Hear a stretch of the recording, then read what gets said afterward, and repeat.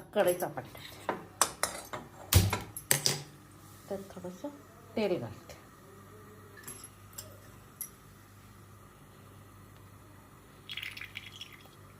आम्हाला तेल कमी लागतं म्हणून कमी वापरते. आता तेल तापले का बघूया. चिरमुरे काढले की मी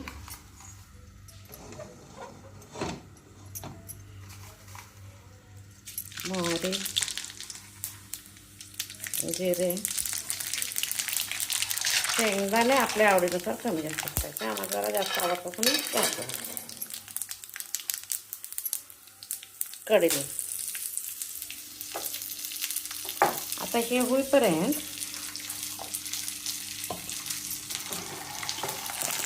हे चांगलं भाजू दे. जरा गॅस मोठा ठेवला तोपर्यंत चिरमुऱ्यामध्ये काय घाण काय नाही आहे. घाण तरी पण आपण असं हे करून घेऊ, चाळून घेऊ. बघा काही नाही, थोडंसं पडायला.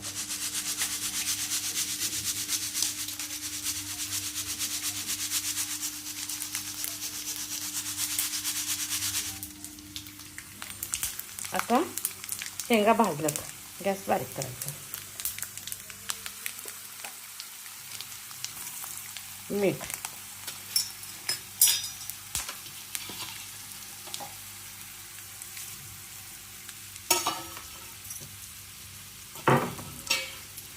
साखर बारीक केलेली, लसूण आणि काश्मीरी मिरची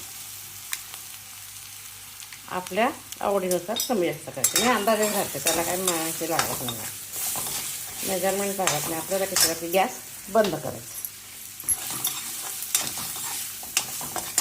आता मस्त खमंग असा वास लागला आहे. असं काही पडत नाही आहे. मी अगोदर स्वच्छ करून ठेवलेला आहे, तरी पण अजून वेळ आहे म्हटलं तिकडं हे तर.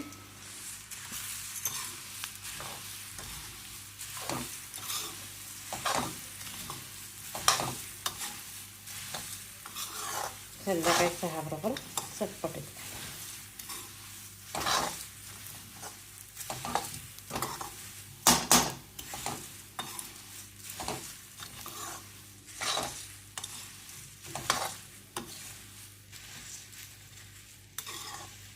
हे हिरव्या मिरची ह्याचा मी लाल तिखट घालून केला आणि एकदा मी हिरव्या मिरचीचे तुकडे घालून त्याला तळून बडन परत दाखवते. ती पण टेस्ट छान आहे. हिरव्या मिरच्या एकदम बारीक असं चिरून केलं की फक्त त्याचा कलर लाल येत नाही, पिवळा येतो. आता ह्या भडंगाबरोबर बारीक कांदा, कोथिंबीर, थोडीशी फरसाणा आणि आपल्या घरी काय अवेलेबल असेल ते व्हेजिटेबल्स म्हणजे कॅरेट, कोकंबर काय असेल, टोमॅटो घालून खायचं. संध्याकाळी ड्राय भेळ छान होतं. मस्त झालं. आता गॅस बंद केला आहे. जरा गार होऊ दे म्हणजे भरून ठेवायला. आता मी पहिल्यांदा थोडीशी साखर बारीक करून घेते, कारण साखर ही बारीक करून घातली तर टेस्ट वेगळी.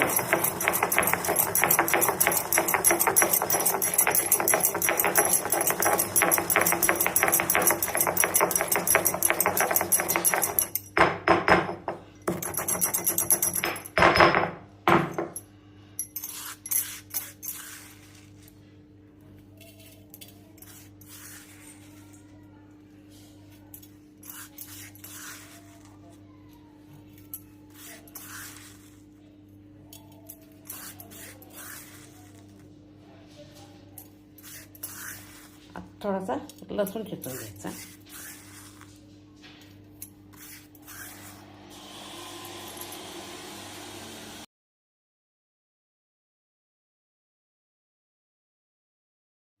आता भडंगासाठी लसूण चिरून घ्यायचा.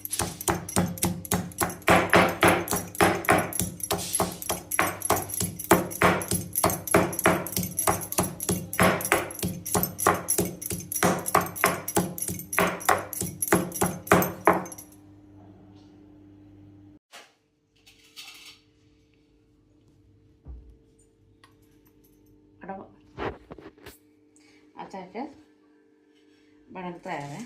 कांदा, टोमॅटो, काकडी,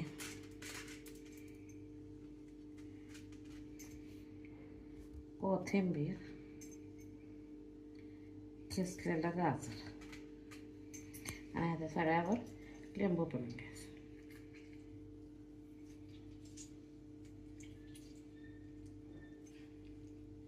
त्याच्यानंतर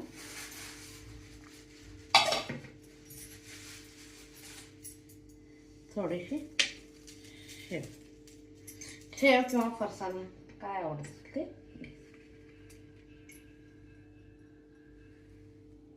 आणि साईडला मिरची. माझी रेसिपी आवडली असेल तर लाईक शेअर करा.